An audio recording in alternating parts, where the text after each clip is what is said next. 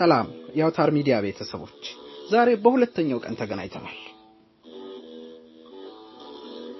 ዓለም ተፈጥሮ ሲያልቅ ፀሐይ፣ ጨረቃ፣ ተራሮችና ወንዞች ቦታቸውን ሲይዙ ፈጣሪው ሁሉንም ተመልክቶ መልካም ነው አለ። ነገር ግን በዚህ ሁሉ ፍጹምነት ውስጥ አንድ መልካም ያልሆነ ነገር ነበር። ይሄው ምንድን መሰላችሁ? ብቸኝነት። ወደ መጽሐፍ ቅዱስ ስንገባ በዘፍጥረት መጽሐፍ ላይ ታላቅ አንድነት ሚስጥር እናገኛለን።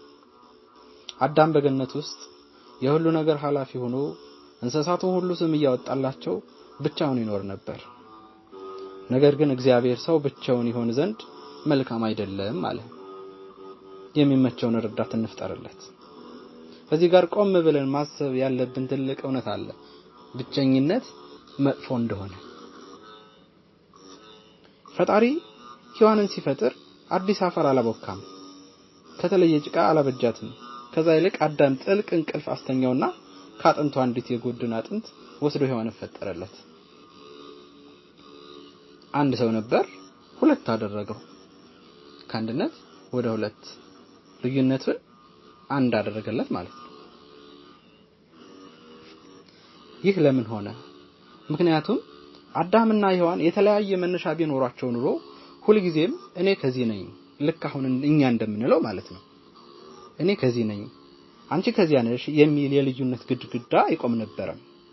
ነገር ግን ካንድ አጥንትና ካንድ ስጋ በመፈጠራቸው አዳም ሔዋንን ሲያያት ይቺ አጥንቴ ካጥንቴ ናት አለ። ይህ የመጀመሪያው የአንድነት መዝሙር ነው። ተመልከቱ፣ ይህ የመጀመሪያው የአንድነት መዝሙር ነው። ስጋም ከስጋዬ ናት በማለት የመጀመሪያውና ከባዱን የአንድነት አዋጅ አወጀ።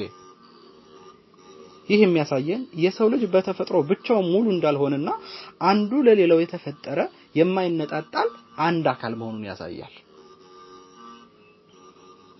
ይህ አንድነት መሰረት በእስልምና ትልቅ ስፍራ አለው።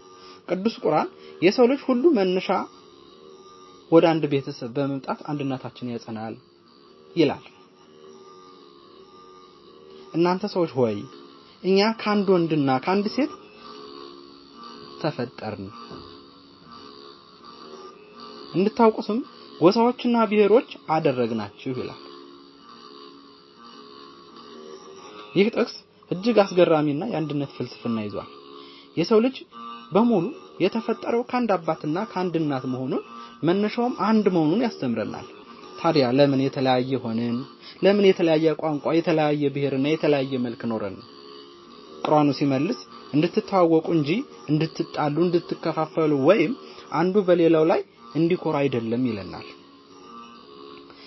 ልዩነታችን የውበታችን መግለጫ ነው። ለምሳሌ በሰማይ ላይ ቀስተ ደመናዎችን ተመልከቱ። 7 ቀለማቶች ይወጣሉ። እስቲ ከ7ቱ ቀለማቶች ሁለቱን አንሷቸው፣ 5 ይቀራሉ። አሁን እንዳሉት ይደምቃሉ? አይደምቁም።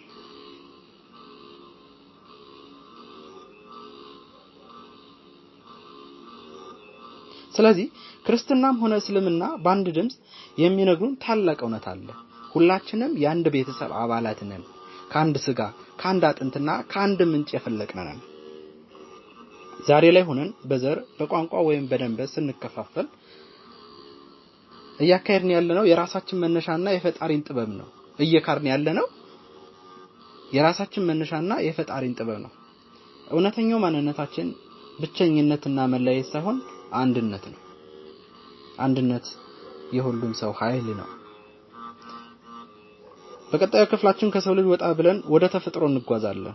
ጉንዳኖች፣ ንቦችና ተኩላዎች እንዴት በአንድነት አስገራሚ ከተማ እንደሚገነቡና እኛ ከነሱ ምን መማር እንደምንችል እናያለን። ይህ መሳጭ አንድነት ጉዞ አብረን ለመቀጠል ላይክ በማድረግ ቪዲዮ ለሌሎች ሼር በማድረግና ሰብስክራይብ፣ ፎሎ በማድረግ ቤተሰብ ይሁኑ። ቸርን ሰንብት። አመሰግናለሁ።